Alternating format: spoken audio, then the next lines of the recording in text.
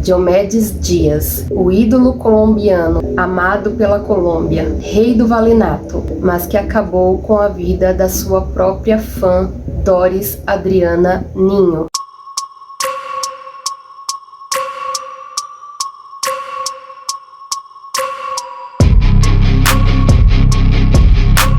Fala, meus amigos! Obrigada por estarem aqui comigo de novo no canal Histórias e Café. Fico muito feliz de vocês estarem aí comigo. Peço que vocês já se inscrevam no canal para não me perder aí no meio da multidão. Deixe o seu like, deixe o seu comentário, interajam comigo e muito obrigada mais uma vez. A história que eu trago hoje para vocês é de um ídolo colombiano chamado Diomedes Dias. Então, como pra gente aqui no Brasil, a história dele não é muito comum, eu acredito que não tem muita gente que conheça da história dele, eu vou dar uma resumida para depois começar no caso de fato, que é da Doris Adriana.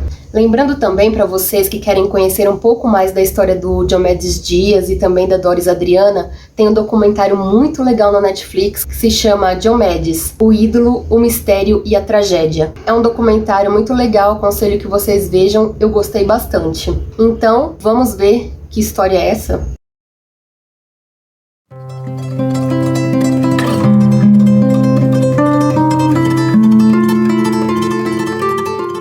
De uma família simples de camponeses, nasceu Diomedes Dias Maestre, em 26 de 5 de 1957, na cidade de La Junta, estado de Guadira, Colômbia. Sua mãe teve 5 homens e 5 mulheres. Desde muito cedo teve que trabalhar vendendo limões, empanadas, engraxando sapatos e até como espantalho. Para se distrair, cantava e criava versos. Foi aí que seu tio, por parte de mãe, o compositor Martim Maestre, começou a notar o seu talento para a música e incentivá-lo. Ele tinha somente 10 anos quando aprendeu a tocar guacharaca, um instrumento muito usado para tocar a música de vallenato. Vallenato é um ritmo muito importante da Colômbia, tão quanto a cúmbia e a salsa. Para nós, esse ritmo seria como o sertanejo ou o forró, com palavras de amor e às vezes um pouco dançante. Já adolescente, ele foi terminar os seus estudos em uma cidade chamada Vale do Par, que é considerada a capital do vallenato. Ele começou a trabalhar em uma rádio como entregador de jornal, ganhou uma bicicleta, mas não chegava a usá-la, fazia o seu trabalho a pé, porque não sabia andar de bicicleta.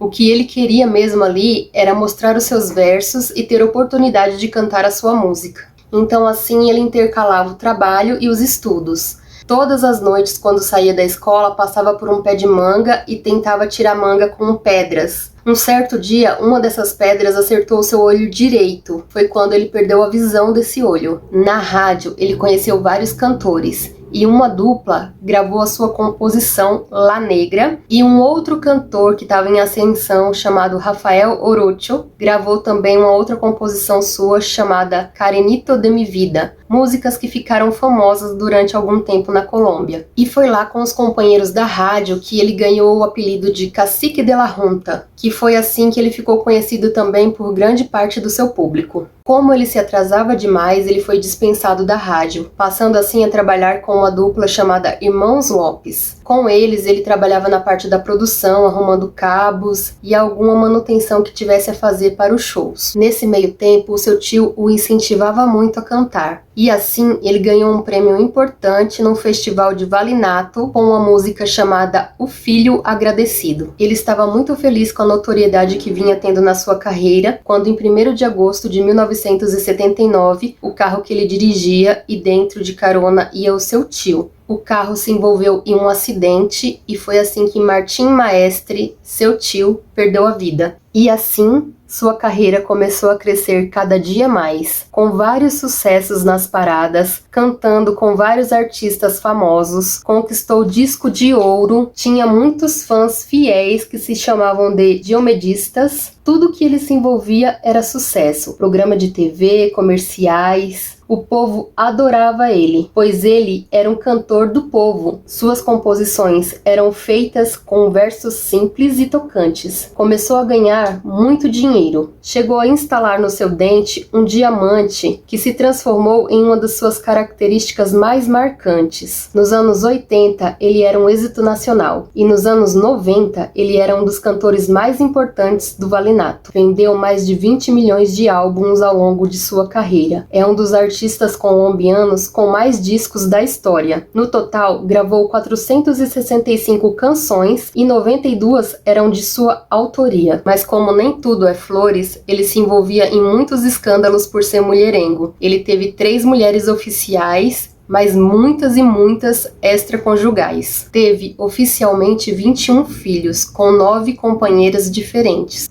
Teve a primeira esposa com quem se casou legalmente, chamava-se Patrícia Acosta. Muitos dizem que foi o amor da sua vida. Compôs para ela a música Dona da Janela Marrom. Ficaram 19 anos juntos e acabou em 1995 devido às infidelidades do cantor. Com ela, ele teve 4 filhos. A segunda mulher, Betsiliana Gonçalves, foi a que ele ficou junto por 13 anos e a que enfrentou com ele várias crises. Compôs várias músicas durante o casamento dedicadas a ela, entre elas a música A Doutora, que é uma música muito famosa na Colômbia. E sua última esposa, Consuelo Martinez, com quem teve 3 filhos, foi uma fã sua que ele conheceu na cidade de Bogotá. Gravou para ela a música Amor Bogotano e esta esteve envolvida num dos grandes escândalos da sua vida. Inclusive, o primeiro filho do casal nasceu quando ela estava presa. Durante a sua carreira, ele se envolveu em vários escândalos. O motivo geralmente era por conta de álcool e drogas que ele usava constantemente. Ele se atrasava para o show, às vezes deixava de fazer esses shows, tendo que pagar multas milionárias por conta disso, e também começou a chamar atenção por conta da sua amizade com cartéis e traficantes daquela época. Além de tudo, passou a ter vários problemas de saúde. Agora eu vou falar um pouco da outra parte da história, caso da Doris. Doris Adriana Ninho nasceu em 22 de 3 de 1970 em Bogotá. Vivia no município de Soacha com sua mãe e seus irmãos, Rodrigo e Olivia Ninho. Quando seu pai faleceu, ela tinha 14 anos. Foi assim que seu irmão Rodrigo assumiu a responsabilidade de cuidar dela. Doris, com 25 anos, era sócia de uma escola de computação chamada Escola Canadense de Computação. Doris era formada em engenharia da computação, adorava trabalhar, era muito responsável, mas no tempo livre que tinha, adorava ir em shows de vallenato. Ela gostava muito do ritmo e amava Diomedes Dias. Em 1995, ela foi a um show de Diomedes Dias e lá ela teve a oportunidade de conhecê-lo. Ele a viu no meio da multidão e ficou fascinado por ela. Pediu para um dos seus seguranças pegar o telefone da moça, passou a ligar para ela. Para Doris, aquilo era um conto de fadas, pois ela vivia indo no show dele, ouvindo as músicas dele quase que diariamente. A partir de então, ele começou a ligar para ela. Sempre que ele estava na cidade, ele começou a chamá-la para ir nos shows, para acompanhar ele nos eventos que ele tinha por ali em Bogotá. Na época, Doris tinha um namorado que não aguentou aquela situação e acabou o namoro com ela. Então, assim, ela passou a manter um certo relacionamento com Diomedes, mas somente quando ele estava na cidade. A família de Doris não via isso com bons olhos, principalmente seu irmão Rodrigo. Eles achavam que Diomedes não queria nada sério com Doris e, além de tudo, ele vivia envolvido em escândalos e Doris não era esse tipo de pessoa. Uma vez, Doris disse que Diomedes ficou agressivo porque tinha bebido bastante e chegou a agredi-la. Assim, ela pediu para Rodrigo trocar a linha da residência da casa deles e mudar o número. Só que quando o cantor retornou para a cidade, ele conseguiu de alguma forma o telefone de Doris e passou a ligar. No dia 14 de maio de 1997, ele ligou para Doris 3 vezes. Queria que ela fosse em uma reunião que estava tendo na casa dele depois da gravação gravação de um CD, disse que seria poucas pessoas nessa reunião e que queria muito conversar com ela. Rodrigo conta que Doris estava um pouco contrariada, mas mesmo assim ela disse que ia, se arrumou, anotou o endereço do hotel que Diomedes estava e deixou no papel, e assim que o segurança dele chegou para buscá-la, ela saiu. Então, naquele dia 14 de maio de 1997, era pouco mais da meia-noite quando ela saiu acompanhada de um segurança chamado Osvaldo Álvares. No dia seguinte, Doris não retornou para casa. Começava então a procura de sua família por ela. Foram à polícia e registraram o desaparecimento. Tentaram falar com Diomedes ou alguém da sua equipe, porém não conseguiram de forma alguma. Então, o irmão de Doris foi até um programa de TV chamado Histórias Secretas. Lá, Rodrigo fez um apelo para que, se alguém soubesse alguma coisa de sua irmã, comunicasse para ele ou para alguém da família. Mostrou fotos de Doris e logo o programa recebeu uma chuva de ligações. A maioria delas foi para criticar Rodrigo e a família dele, chamaram ele de oportunista,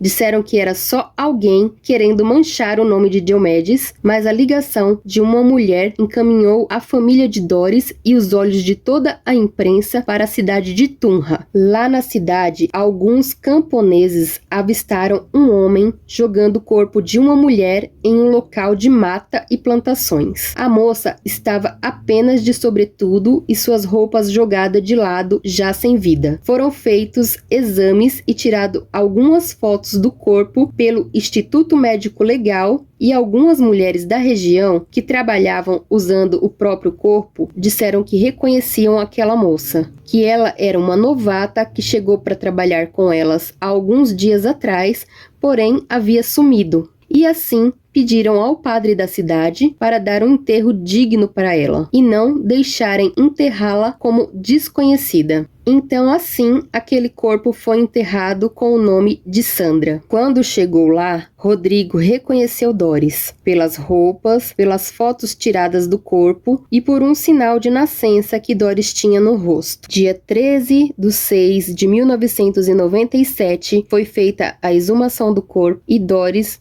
recebeu um enterro que deveria da sua família em um cemitério no sul de Bogotá. Começaram então o depoimento das pessoas que estavam no hotel aquela noite. Houveram muitas contradições, até mesmo por parte do cantor Diomedes. Aquele assunto era um prato cheio para a imprensa, porém os fãs de Diomedes achavam que a família de Doris estava querendo dinheiro e que Diomedes era inocente. Quando saiu o laudo do Instituto Médico Legal, estava escrito que Doris perdeu a vida por conta de doses altíssimas de substâncias ilícitas, que lhe causaram uma parada cardiorrespiratória. A família disse que Doris não consumia álcool e muito menos substâncias ilícitas, que ou alguma coisa no laudo estava errado ou que ela foi induzida a consumir essas substâncias. 5 meses depois, todos foram presos preventivamente. O porteiro do edifício, que mudou inúmeras vezes sua versão da história, dizendo que não viu Doris sair aquela noite, depois disse que viu ela pegar um táxi junto com outro guarda-costas de Diomedes, de nome Maurício. Também foi preso Diomedes, 4 guarda-costas, incluindo Osvaldo Álvares e Maurício Boccia, que foram vistos com Doris antes dela desaparecer. Luz Consuelo estava com quase 9 meses de gestação, ficou sob tutela da polícia até o filho nascer. No depoimento de Diomedes, ele disse que deu sim uma reunião após a gravação do disco e que estava no quarto com Doris e com Consuelo quando Doris descobriu que Luz Consuelo estava grávida do cantor e quis ir embora imediatamente, por volta de 5 horas da manhã. Osvaldo disse que Doris pediu para ir para a cidade de Tunja, pois tinha problemas a resolver por lá. Ela chorava bastante, bebia e consumia muitas substâncias ilícitas. Chorava, tirava a roupa, dizendo que para Diomedes ela era apenas um amante, que ele nunca quis nada sério com ela. Em um certo momento, ela parou de chorar e ele achou que ela havia dormido. E quando chegaram ao destino, ele notou que ela já estava sem vida. E para que não houvesse problemas nem para ele e nem para Diomedes, ele se livrou do corpo. No dia 27/3/1998, Diomedes pagou uma fiança de 61 milhões de pesos, equivalente a 13 mil dólares, e pôde então sair da prisão por condicional. Alguns meses depois, ele anunciou que estava com uma síndrome chamada Síndrome de Guillain-Barré, o que causa paralisia muscular e muitas dores. Ele não estava conseguindo andar e estava usando uma cadeira de rodas. Novos laudos da investigação forense determinou que Doris havia perdido a vida por conta de asfixia mecânica e não por parada cardiorrespiratória. Havia em seu corpo diversas lesões que foram ignoradas na primeira análise. Imagens claras de que alguém havia tapado seu nariz e boca, a impedindo de respirar, e apertaram seu rosto tão forte que as mãos ficaram marcadas, causando lesões em toda a parte interna da gengiva. Também havia embaixo de suas unhas tecido corporal, que foram identificados como sendo de Consuelo. E no corpo tinham 3 tipos diferentes de sêmen, sendo identificados como de Diomedes e de 2 de seus guarda-costas, Osvaldo Álvares e Maurício Boccia. Constataram que ela foi abusada mesmo depois de morta. A investigação verificou que Diomedes já se encontrava bem de saúde e foi determinado que ele voltasse à prisão. Porém, ele passou a se esconder e não voltou. Em 26/1/2001, aconteceu o julgamento. Porém, Diomedes não compareceu, pois estava foragido. Ele foi condenado a 12 anos de prisão e os guarda-costas Osvaldo e Maurício a 7 anos de prisão cada um. Mas os advogados de Diomedes recorreram e conseguiram diminuir para 6 anos e 6 meses de prisão. Então foi solicitado que Diomedes se entregasse para que fosse resolvida logo a sua situação.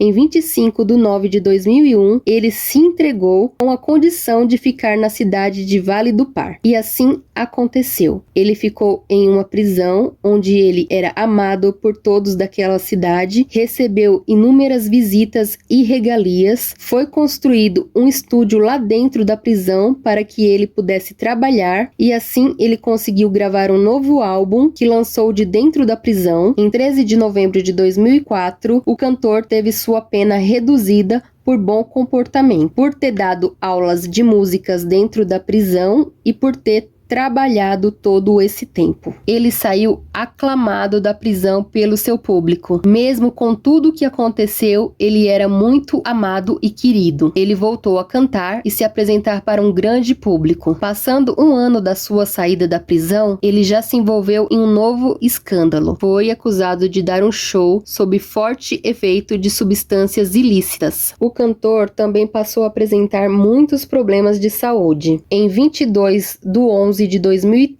aos 56 anos, Diomedes foi encontrado sem vida em sua cama. Apresentava sangramentos pelo nariz, pelo olho e pela boca. Suspeitaram de overdose de substâncias ilícitas. O enterro de Diomedes durou 3 dias, com muita comoção do povo colombiano, que perdiam seu ídolo, seu rei do valinato. O corpo desfilou por alguns lugares no caminhão dos bombeiros. Ficou em exposição para a despedida dos fãs. Ele recebeu mensagens póstumas de muitos artistas, jogadores e até mesmo do presidente.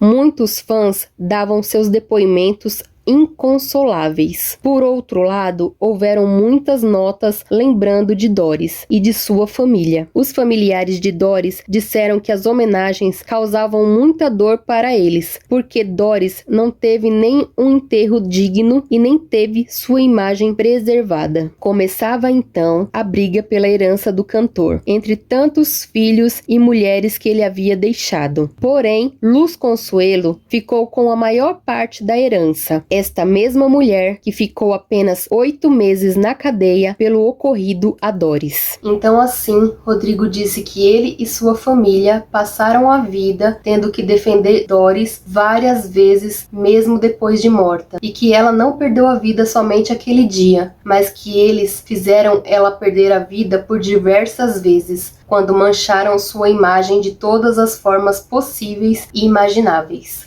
Isso porque eles, os familiares, acreditam que foi Diomedes que pagou todos da cidade de Turhan para reivindicar o corpo de Doris. E também ele pagou a imprensa para chamá-la o tempo todo de fã lunática que perdeu a vida por ficar correndo atrás de Diomedes. A verdade do que aconteceu aquela noite ainda é um mistério. As pessoas que sabem não querem falar sobre isso. Por trás do grande cantor de Vallenato também existe o homem que cometeu um crime, e Doris seguiu sem justiça. Você já tinha ouvido falar sobre essa história? Ouvido falar sobre esse grande cantor de Vallenato? Me conte aí nos comentários o que você sabe sobre essa história, pra gente continuar debatendo, e o que eu deixei de falar a gente acrescenta depois. Beijo e até a próxima história.